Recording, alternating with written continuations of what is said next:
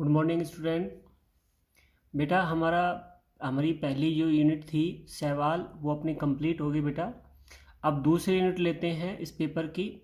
दूसरी यूनिट है, इस दूसरी यूनिट में हम यूनिट 4 जो है ये पढ़ेंगे। और यूनिट 4 जो है उसमें अपना पहला जो चैप्टर है वो है लाइकेन, यानी सहवाक। सहवाक या लाइकेन। अब देखिए बेटा लाइकेन क्या है। लाइकेन जो शब्द है, इस शब्द का सबसे पहले प्रयोग थियोफ्रेस्टस जो थे उन्होंने सबसे पहले लाइकेन शब्द का प्रयोग किया था। लाइकेन जो शब्द है इसका सबसे पहले प्रयोग किसने किया था? थियोफ्रेस्टस जो है उन्होंने इसका प्रयोग किया था सबसे पहले। उसके बाद स्मिथ नामक जो वैज्ञानिक थे उन्होंने लाइकेन जो है इसे अल्प विकसित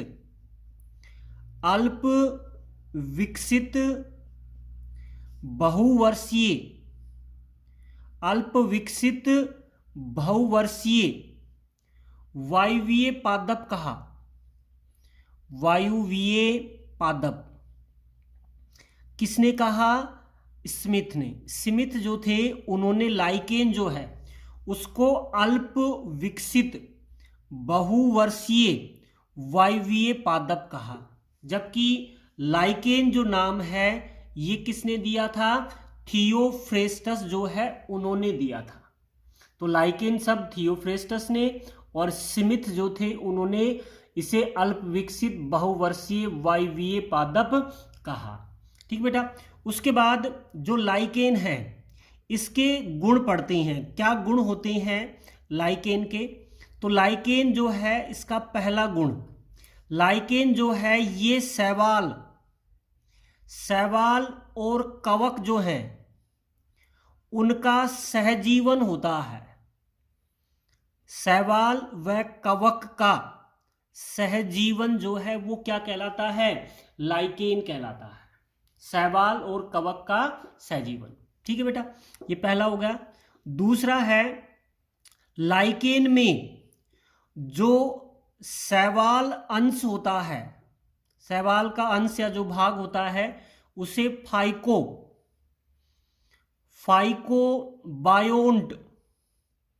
फाइकोबायोन्ट कहा जाता है। शैवालांश बोल सकते हो या फाइकोबायोन्ट, ये शैवाल का अंश है। इसी तरह कवक जो है, कवक का अंश जो है ये कवकांश या इसे माइकोबायोन्ट कहा जाता है। भाई जो लाइकेन है उसका शैवाल जो अंश है वो फाइकोबायोन्ट कहलाता है और कवक जो है उसका अंश माइकोबायोन्ट कहलाता है। इसको आप शैवालांश भी कह सकते हैं, इसको आप कवकांश भी कह सकते हैं। ठीक बेटा। उसके बाद शैवाल अंश जो होता है, ये शैवाल अंश जिसको फाइकोबायोन्ट कहा जाता है, ये प्रकाश संश्लेषण की क्रिया के द्वारा, प्रकाश संश्लेषण जो है उसकी क्रिया के द्वारा भोज्य पदार्थों का निर्माण करता है, जिसका उपयोग शैवाल भी करता है और कवक भी करता है। भाई शैवाल जो है ये प्रकाश संश्लेषण करता है, भोज्य पदार्थ जो है उनका निर्माण करता है और इस भोज्य पदार्थों का उपयोग शैवाल भी करता है और कवक भी करता है।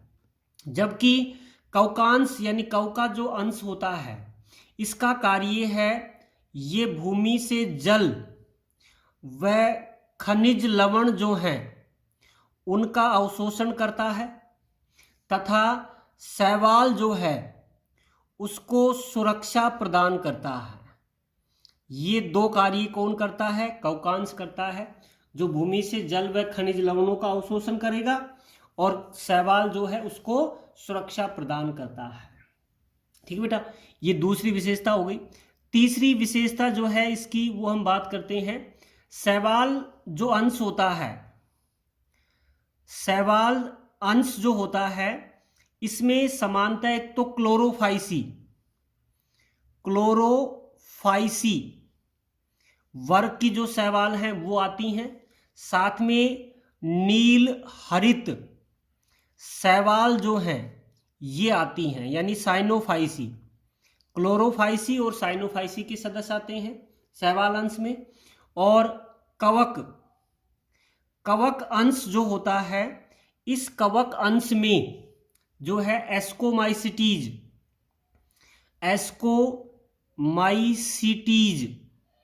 वर्ग की शैवाल आती हैं और बेसिडियोमाइसिटीज वर्ग की शैवाल आती हैं, नहीं कवक आती हैं।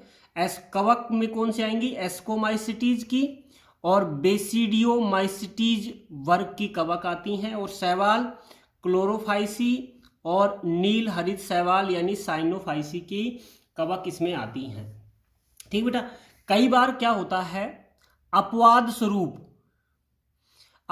स्वरूप क्या होता है कि इस सहसंबंध में कुछ अन्य सदस्य, शैवाल और कवक के अलावा कुछ अन्य सदस्य जो हैं ये भी उपस्थित होते हैं।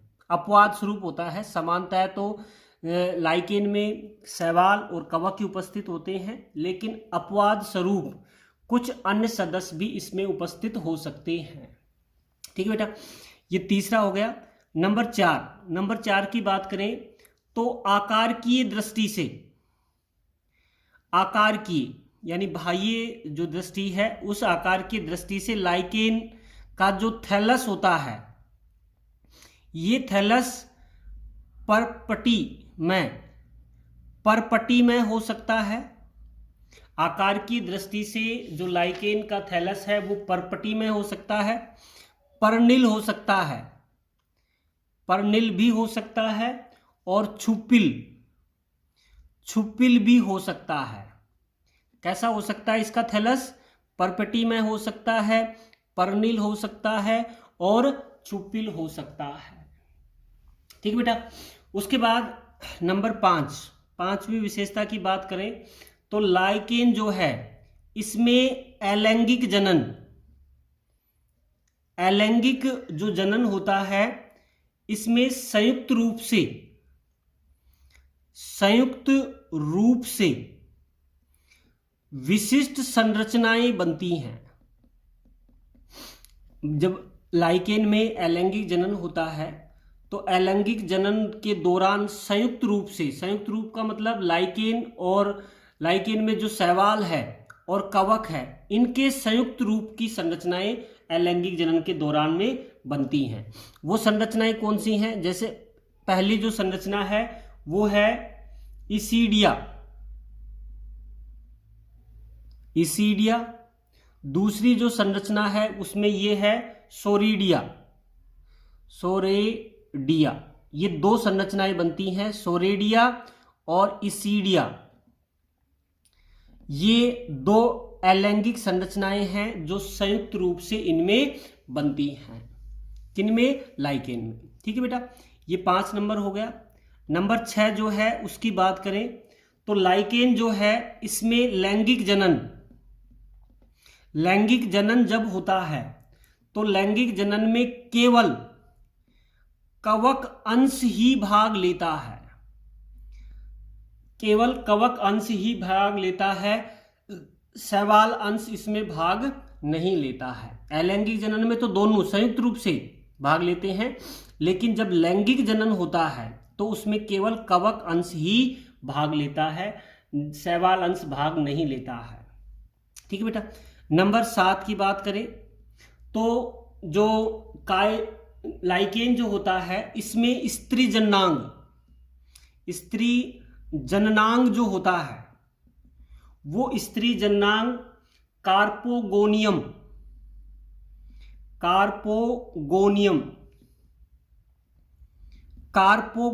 कहलाता है। सहवाग जो होते हैं यानी लाइकेन जो है उसका स्त्री जननांग जो है वो क्या कहलाता है? कार्पोगोनियम कहलाता है। और कार्पोगोनियम जो है उसका आधारीय भाग जो होता है ये आधारीय भाग कुंडलित होता है। आधारीय भाग कैसा होता है? कुंडलित होता है, जिसे एस्कोगोनियम कहा जाता है। एस्कोगोनियम, एस्कोगोनियम कहलाता है। ठीक है। और ये एस्कोगोनियम जो है ये बहुकोशिकीय संरचना होती है। तो स्त्री जननांग लाइकेन का वो क्या कहलाएगा बेटा? कार्पोगोनियम।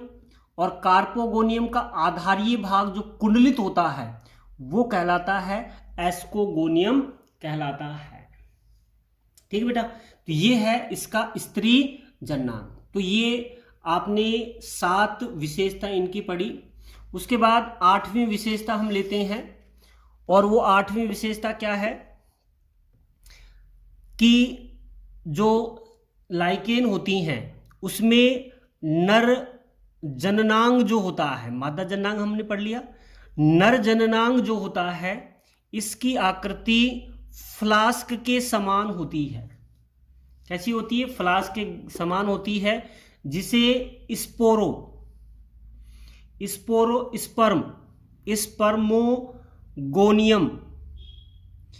स्पर्मोगोनियम कहा जाता है।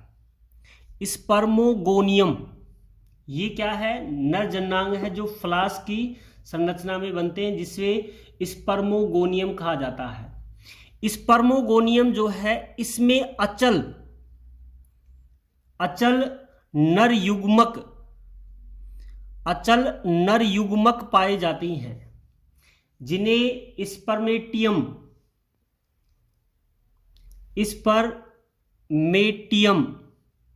कहा जाता है। जो नर युग्मक हैं, अचल हैं, वो क्या कहलाते हैं? स्पर्मेटियम कहलाते हैं। नर जननांग जो फ्लास्क के समान होता है स्पर्मोगोनियम कहलाता है, और जिसमें अचल नर युग्मक बनते हैं जिसे स्पर्मेटियम कहलाते हैं ये। ठीक है बेटा। ये हो गया नर जननांग और मादा जननांग। नर जननांग क्या कहलाया? स्पर्मेटोगोनियम, और जिसमें अचल नर युग्मक बनते हैं स्पर्मेटियम। ठीक बेटा। 9वें इसका लाक्षणिक जो गुण है वो है, कई बार क्या होता है, लाइकेन जो है इस लाइकेन में फ्रूट बॉडी यानी फलनकाय बनता है। कई बार लाइकेन में क्या बनता है? फलनकाय बनता है। अगर ये फलनकाय प्लेट के समान होता है, कैसा होता है? प्लेट के समान, तो इसे एपोथीसियम कहा जाता है। इसे क्या कहेंगे? एपोथीसियम कहा जाता है।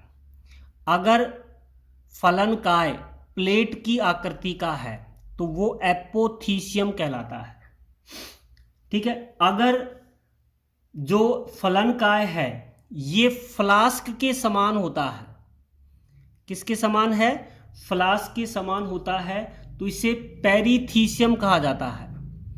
पेरीथीसियम कहा जाता है। भाई फ्लास्क के समान है फलनकाय तो पेरीथीसियम, प्लेट के समान है तो ये एपोथीसियम कहलाता है। ठीक है बेटा। अगली विशेषता है नंबर 10 पर इसकी, कि लाइकेन की वृद्धि जो है ये अत्यंत धीमी होती है। लाइकेन की वृद्धि अत्यंत धीमी होती है तथा ये लंबी अवधि जो है, अवधि तक उच्च ताप व शुष्क दशाओं को सहन कर सकते हैं। ये लाइकेन जो है जिनमें वृद्धि धीमी होती है, ये लंबी अवधि की शुष्क ताप जो है, उच्च ताप है लंबी अवधि का या शुष्क स्थिति है, उसको सहन करने की क्षमता इनमें होती है। ठीक है बेटा। 11वीं जो विशेषता है इनकी वो है कि लाइकेन जो है ये प्रदूषण वाले क्षेत्रों में नहीं उगते हैं, अतः ये प्रदूषण के अच्छे संकेतक होते हैं। लाइकेन जो है ये प्रदूषित क्षेत्रों में नहीं उगते हैं, इसी कारण ये प्रदूषण के अच्छे संकेतक या सूचक के रूप में कार्य करते हैं। ठीक बेटा। अगला है 12वां कि लाइकेन जो है ये अनुक्रमण के समय, अनुक्रमण होता है जब किसी क्षेत्र में, तो अनुक्रमण के दौरान सबसे पहले उगने वाली जाति होती है। किसी भी निर्जन क्षेत्र में जब अनुक्रमण होता है तो उस अनुक्रमण में सबसे पहले उगने वाली जाति होती है लाइकेन, जो मृदा के निर्माण में, मृदा जो है उसके निर्माण में सहायक होती है। अनुक्रमण के समय सबसे उगने वाली पहली जो जाति है वो लाइकेन होती है, और लाइकेन जो है ये मृदा निर्माण में महत्वपूर्ण भूमिका निभाती है। ठीक है बेटा। 13वीं इनकी विशेषता है कि लाइकेन जो है ये वास्तव में सहजीवन होता है। दो जातियों का एक ऐसा संबंध होता है जिसमें दोनों जातियों को लाभ होता है, तो ये एक सहजीवन के रूप में भी पाई जाती है। ठीक है बेटा। ये हो गया 13 लक्षण हो गए लाइकेन के। ठीक है। अब लेते हैं लाइकेन की प्रकृति। लाइकेन की प्रकृति कैसी होती है लाइकेन की? देखिए बेटा, लाइकेन जो है ये एक सहजीवी संबंध होता है जो अलग अलग जातियों के बीच होता है। अलग अलग जो जाति हैं उनके बीच में ये सहजीवन होता है, जिसमें कवक है और लाइकेन आती है। लाइकेन में कवक व शैवाल दोनों जातियां, कौन सी, जो पहले बता दिया गया है, कवक और शैवाल जो हैं ये दोनों जातियां सहजीवन के रूप में पाई जाती हैं, जिसमें कवक जो है ये शैवाल को आवास प्रदान करता है। कवक शैवाल को क्या प्रदान करेगा? आवास प्रदान करेगा। उसके अलावा विषम परिस्थितियों में इसको सुरक्षा प्रदान करता है, और साथ में भूमि से जल व खनिज लवणों का अवशोषण करता है।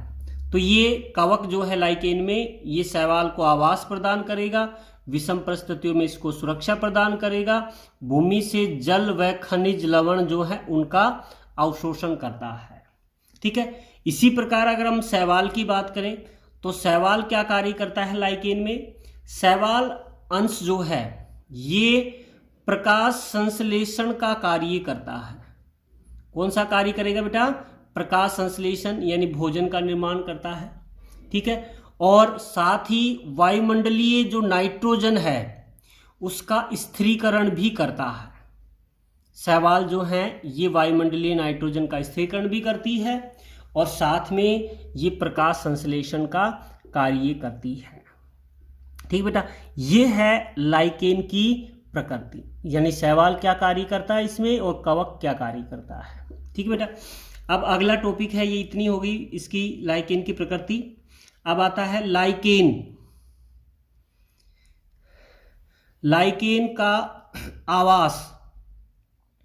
किस आवास में लाइकेन जो है वो पाया जाता है? अब देखिए लाइकेन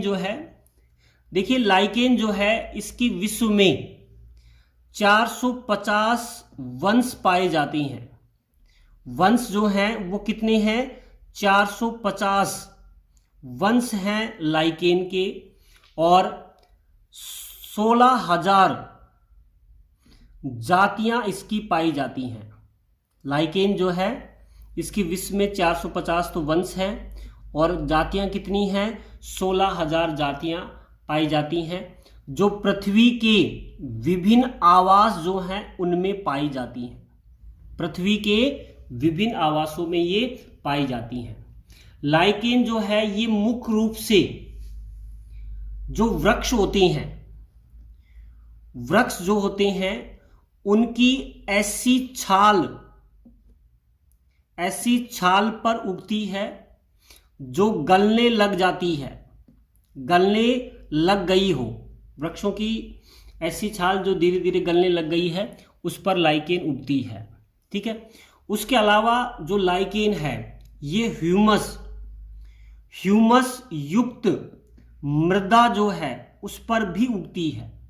ह्यूमस युक्त जो मृदा है उस पर भी उगती है। पेड़ों की छाल जो गलने लग गई है उस पर, ह्यूमस युक्त मृदा जो है उस पर भी ये उगती है। उसके अलावा ये नग्न चट्टानें जो हैं उन पर भी ये उगती है, शिलाखंड है। उसके अलावा ज्वालामुखी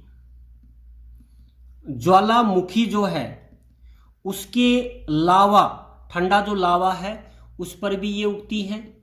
दीवार जो है उन पर भी ये उगती हैं।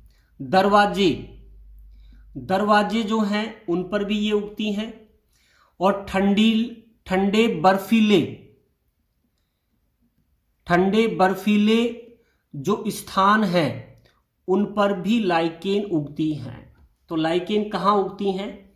एक तो ऐसी वृक्षों की छाल जो गलने लग गई उस पर, ह्यूमस युक्त मृदा पर, चट्टानों पर, ज्वालामुखी के जो ठंडा लावा है उस पर, दीवारों पर, दरवाजों पर और बर्फीले जो स्थान हैं उन पर लाइकेन उगती है। ठीक बेटा, ये है लाइकेन का जो आवास। उसके बाद लाइकेन के आवास के में आगे पढ़ते हैं। तो लाइकेन जो है वे लाइकेन जो पत्थरों पर उगती हैं, वे लाइकेन जो कहाँ उगती हैं? पत्थरों पर उगती हैं, उन्हें शिलावासी लाइकेन कहा जाता है। शिला मतलब क्या होता है? चट्टान। जो पत्थर पर उगती हैं उन्हें शिलावासी लाइकेन कहा जाता है। और वे लाइकेन जो वृक्ष की छाल पर उगती हैं, वृक्षों की जो छाल होती हैं उन पर उगती हैं, उन्हें वल्कवासी कहा जाता है। वो क्या कहलाती हैं? वल्कवासी कहलाती हैं, जो वृक्षों की छाल पर उगती हैं। ठीक बेटा, एक सवाल है क्लेडोनिया क्लेडोनिया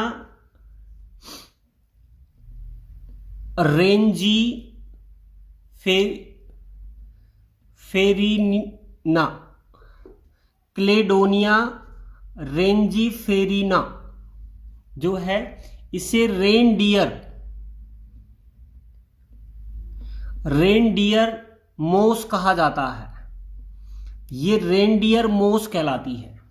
ठीक है, ये रेनडियर मोस जो है ये बर्फीले जो स्थान हैं वहां पर उगती हैं, जिन्हें रेनडियर जो है ये बड़े चाव से खाते हैं। रेनडियर जो बर्फीले स्थानों पर जो हिरन पाए जाते हैं वो बड़े चाव से खाते हैं, इसी कारण इन्हें रेनडियर मोस कहा जाता है। ठीक है, कौन सी है रेनडियर मोस? क्लेडोनिया